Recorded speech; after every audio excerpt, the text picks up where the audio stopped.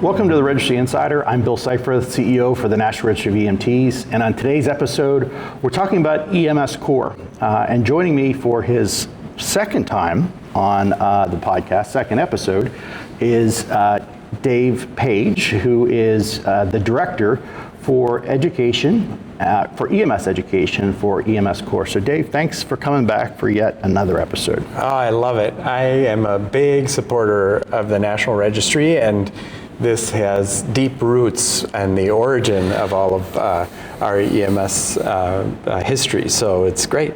Awesome. Thank you for having me.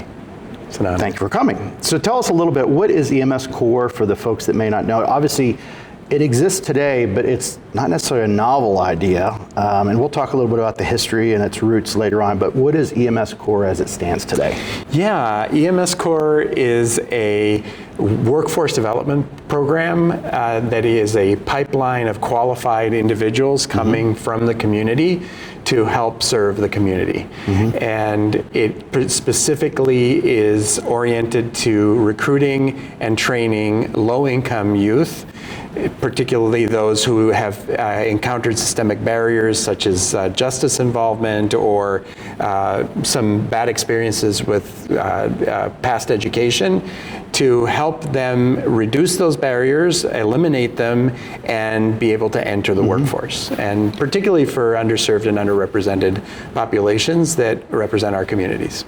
And especially with the common topic of workforce shortage being ever present in every state and every community, I think this has a lot of value to add. So give us a little bit more details in terms of, you know, what are the mechanics of it, some facts about it. How many states or cities is it in? And furthermore, it's continuing to grow. So tell us a little bit about the growth. Yeah, it's been great. It is a workforce solution for ambulance service and EMS agencies that are encountering difficulty staffing, right?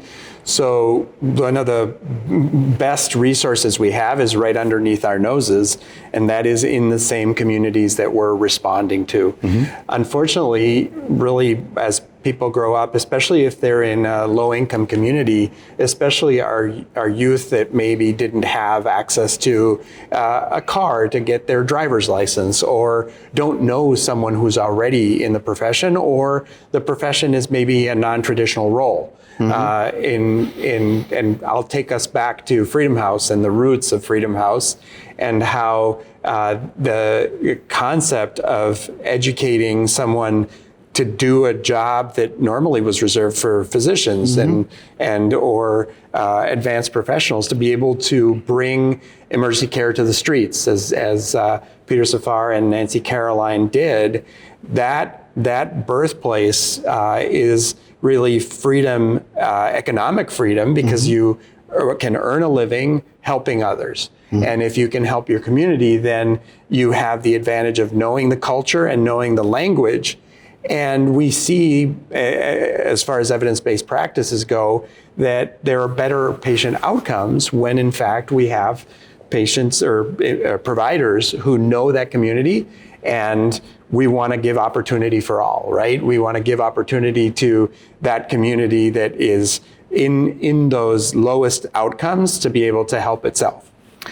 Wonderful. So, going back to, you quickly mentioned Freedom House, which goes back to the 1960s and arguably the birthplace of modern day EMS as we know it today. And the establishment of standards for EMT, subsequently paramedics. It's a DOT curriculum from the very beginning, after the white paper in '66. So it evolved from there, same concept then as it is today with EMS CORPS. And obviously there's education standards, there's the testing that they have to be successful with, they have to get licensed. So there's a very extensive process through which the candidates, the students need to go. But my understanding is EMS CORPS is able to accompany them on the journey, support them throughout it, mentor them, key them up for success. So ultimately they can go back and serve the communities they live in, just like Freedom House. Exactly. You know, I was a terrible student. I was born and raised in Mexico. I learned everything I learned when my parents put me in a French school. I can't read very quickly. I struggle with testing and with the elements that are considered academic. And I fortunately had great mentors and great teachers who found other ways to help me learn that were not just about the traditional classroom, sit and listen. And so we see the same success, and the participants earning their stripes and knowing their not only the cognitive component but the psychomotor component, so that by their own merit they can actually succeed and take the same exams and pass those exams on first attempt. When especially we provide education that is simulation-based, which we know by evidence is the way we should be teaching more, that we see that there's mentoring and there's on-the-job training. All of these things create a culture of success, and that's what Freedom House did, right? They admittedly had low reading ability. This was not, this was a moment of US history in which segregation and protest was happening. And we saw how Peter Seifarth said, here, I'm going to show you how it is. And Nancy Caroline rode around in the ambulances, and the deep pathophysiology, differential diagnosis, sick or not sick, those pathways are absolutely still part of how we get successful clinicians to take really good care of patients. And oh, by the way, they'll also pass the National Registry. And gain licensure, have meaningful employment, give back to the community. Exactly. So speaking of communities, how many cities is this in now? And as I said, talk about the growth, where it started and where we are today. It's amazing. So this is a project that initially was in Alameda. There were similar projects going on in other cities, in St. Paul, in circa 2007, 2008. Of course, Earn While You Learn has been a big portion of how AMR or GMR have been also helping individuals get on-the-job training and therefore then work for them as well. So 2007, 2008, this program began, and now in its 26th cohort in Alameda County, Mike Gibson and Alex Briscoe, the team has obviously perfected the art of the support system and the success of that. And then came New Mexico with our native participants. There's an expansion in New Orleans, and they've considered New Orleans EMS made it part of their cadets training, as well as Newark. The biggest expansion has been through a grant in California, and that is 12 different sites. So total 15, but growing. There's cities very interested in starting, and we are looking at feasibility in other states so that as people approach us on how exactly are you doing this and where is the funding coming from, how do we sustain this moving on? So a lot of growth. Yeah, and a lot of challenges too, because you said Newark, New Jersey, the South, New Orleans, New Orleans, as well as Albuquerque, right. and then California. So you've got a lot of regulatory components to follow. So that's got to be challenging. And that's part of the barrier for students who are entering the profession, not knowing that in California you need an ambulance driver's license, a DMV, with a medical examiner certificate and a separate live scan or background check.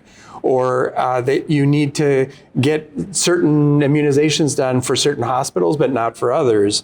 And all of the nuances of getting yourself licensed, not only for the state of California, but the local EMS agency. And then where do you apply for these jobs? So, and most of it is word of mouth. A job opens up, there's a few applicants or a lot of applicants. And where are you going to get some experience before you get a 911 job? So it's all kind of passed down through generations of mentoring and encouraging. But if someone comes from one of our communities that isn't really represented, we recently interviewed a Somali firefighter paramedic who is, we think, one of the first female Somali paramedics. And she had great pushback from her own community saying, That's not for you. That's not what we do. That's not what you do. And she has a passion for it and a passion for taking care of patients, is very good at it. And of course, we're lucky to have somebody who speaks Somali who can better understand and care for that community. Fantastic. Another good example as to why this is super beneficial to the local communities, but also the national EMS clinician shortage, which we're plagued with, as I said earlier. What are some of the big success stories from this? Obviously, the numbers alone, I think, speak for themselves, but what are some of the big success stories you want to highlight? We have 400 students currently in class in 15 different cohorts, but there are over 500 graduates, and an 85% first-time pass rate. Very high. It's above national average. So it's really phenomenal, and so students who normally didn't succeed on standardized exams, being able to proudly walk in, take an exam, and pass. That's really incredible. It's heartbreaking or heartwarming to see someone who goes from zero, really, just maybe having had an experience with rehab and an addiction, and then on the other side of this is now a clinician able to help others, and those are the incredible stories that we live every day, that have that keep us kind of motivated to continue to recruit and retain and give opportunity for all. So this is limited to EMT now currently? Yeah. What about expansion to advanced? We really want to go to paramedic. Paramedic is really the family sustaining wage. It is, earning a salary as an EMT. Our young people look at an application at McDonald's and think, well, maybe I'll earn more over there than I would over here. I also believe that the paramedic level, you'll be able to get a higher likelihood of getting the more lucrative jobs, like some of them combining either fire or government-based EMS operations that pay better and have better retirement. So we are partnered with colleges and fire departments, hospitals, academic organizations, colleges, and the system to help create that fertile ground, that ability to get a student or a cohort to be able to make it all the way to paramedic. So we're going there. So we're making progress. I mean, 15 programs, and 400 students currently enrolled, 500 graduated.